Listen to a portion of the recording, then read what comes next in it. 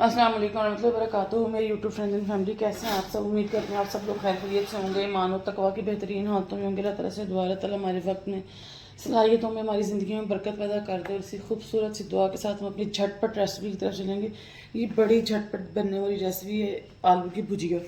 आलू की भुजिया के लिए मैंने लिए हैं जी 1 किलो आलू लिए हैं मैंने। जो आलू छोटे हैं उनको आप राउंड काट लें और अगर कोई बड़े हैं तो उनको दरमियान से आप हाफ़ कट कर लें। इसके लिए मैंने लिया है एक छोटे साइज़ का प्याज। इसको मैंने इसमें इसलिए रखा है कि इससे ज़्यादा प्याज नहीं लेना। एक आधा चाय का चम्मच कुटी लाल मिर्च, 1 चाय का चम्मच पिसी लाल मिर्च, 1 खाने का चम्मच पिसा सूखा धनिया, 1 चाय का चम्मच हल्दी, 1.5 चाय का चम्मच नमक, 2 खाने का चम्मच क्रश किया हुआ अदरक, 1 खाने का चम्मच सूखी मेथी। और ये मैंने तकरीबन इतनी सी आप समझ लें इमली लेके उसमें पानी डाल के उसको डिप कर दिया ताकि हमारे आलू थोड़े से खट्टे बने।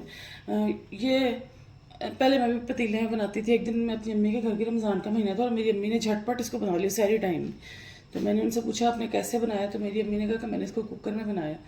तो वाकई मैंने उसके बाद जब उसको बनाना शुरू किया इस तरह है कि अगर आपके घर कुछ भी नहीं ना बना और गैस जाने में सिर्फ अगर 15 या 20 मिनट है या 15-20 मिनट आपके खाना खाने में, तो ये 15-20 मिनट में रेडी हो जाएंगे इंशाल्लाह।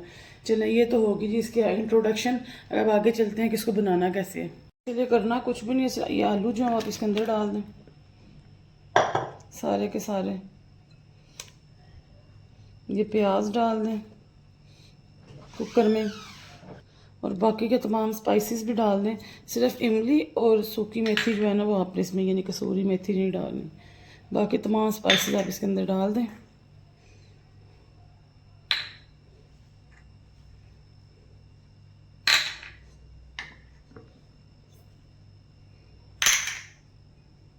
अदरक भी डाल दें साथ ही। अब इसमें मैं 1 प्याली ऑयल डाल के तो इसको पहले थोड़ा सा भूनूंगी, उसके बाद इसको मैं पानी डालूंगी। थोड़ी सी देर में इसको भूनूंगी ताकि ऑयल में थोड़ी सी जो है ना अदरक वगैरह की कच्चापन स्मेल ख़त्म हो जाए।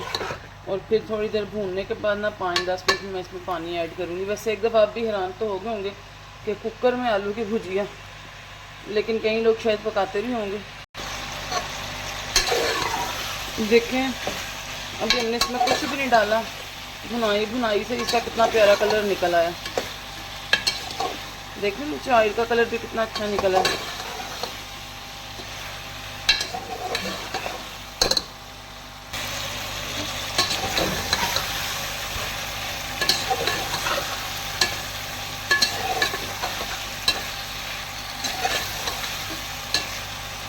चम्मच चलाते जाएं क्योंकि ये है कि मसाले और आलू आपको नीचे ना लग जाए। भी हमने पानी तो इसमें डाला नहीं, तो ये होता है कि अदरक और मसाले नीचे लग जाएंगे तो फिर इसमें से जलने की स्मेल आएगी। इसलिए चम्मच चला चला के इसको भूना। ये देखें जब इसकी भुनाई होगी, मैंने सिर्फ इसमें इतना सा पानी डालना है जितना हमारी माएँ बहनें कहती हैं ना कि छींटा लगाना है, बस वो छींटा लगाना है। इसमें से ज़्यादा पानी नहीं डालना क्योंकि ये हम सब को पता है कि आलू तो 3 से 4 मिनट में गल जाते हैं। ज़्यादा पानी लगाया तो ये आलू की भुजिया नहीं, आलू का हलवा बन जाएगा। ये देख लें जी इतना सा पानी है इसके अंदर। अब मैं कुकर लगा लूँगी इसको और वेट लगा दूँगी सिर्फ 4 से 4.5 मिनट, वेट बोलने के बाद, इससे ज़्यादा नहीं। सीटी हमारी बोल गई जी, पीछे आपको आवाज़ आ रही हो कितनी देर। मैंने कहा आपको दिखाऊँ, मैं इम्तियाज़ शॉपिंग मॉल पे गई थी, वहाँ मैंने ये सेंट एंड स्टोरीज़ के परफ्यूम्स देखे। इनके परफ्यूम्स, इनके बॉडी स्प्रे, इनके मिस्ट, इतनी प्यारी इनकी फ्रेगरेंस है, बहुत ही प्यारी। सबसे बड़े मज़े की बात इन्होंने टेस्टर लॉन्च किया है कि अगर आप चाहते हैं कि आप इनके फ्रेगरेंस को टेस्ट करें तो 450-500 इसमें इन्होंने छोटे छोटे टेस्टर जो है ना इन 1100 में 4 में 5 आ जाते हैं। आप उनको ट्राई कर सकते हैं। और ये परफ्यूम वैक्स है, ये इसलिए कि आप इसको अपनी गर्दन पे लगा सकते हैं, अपने हाथों पे लगा सकते हैं। जैसे लेडीज़ फंक्शंस में एक दूसरे को हग करती हैं तो यह कि आपकी नेक से स्मेल आएगी तो अच्छी खुशबू आएगी।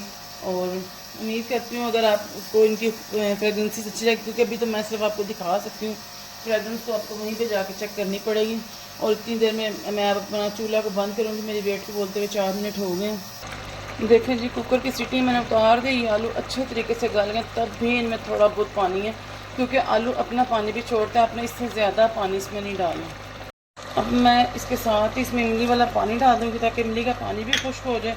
और मैंने तेज़ आंच पे ना इसका पानी खुश्क करना है कि अब गले तो ये हुए हैं, बस मैंने सिर्फ इसका पानी खुश्क करके इसकी हल्की सी भुनाई करनी है। अब देख सकते हैं मैं भी इसमें चम्मच नहीं चला रही इसको, मैं कुकर के उठा के ना इसके पीछे जो मुठ होती है उससे उठा के इसको घुमा रही हूँ ताकि मेरे आलू टूटे नहीं। अब मैं साथ इसमें सूखी मेथी भी शामिल कर दूँगी और इसको ढक दूँगी ताकि इसकी खुशबू इसके अंदर आ जाए।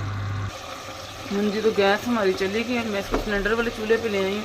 देखें इसकी साइडों पे ऑयल आने लग गया। अब इसका पानी खुश्क होने लग गया, बस पानी खुश्क करना है। अब इसका भुना हमने इसको पहले हुआ है। देखें जी, ये तकरीबन रेडी है। मुझे यहाँ तक अपना ट्राइपॉड बार बनाने में मुश्किल हो रही है क्योंकि मैं सिलेंडर वाले चूल्हे पे आ गई हूँ।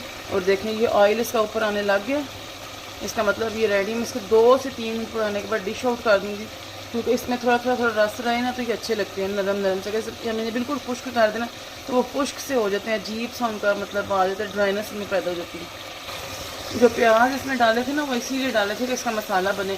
अब देखिए इन्होंने ऑयल छोड़ दिया, ये बिल्कुल रेडी है। अब मैं आपको इन्हें डिश आउट करके दिखाऊंगी। ये देखें जी, ये इसकी फ़ाइनल लुक है।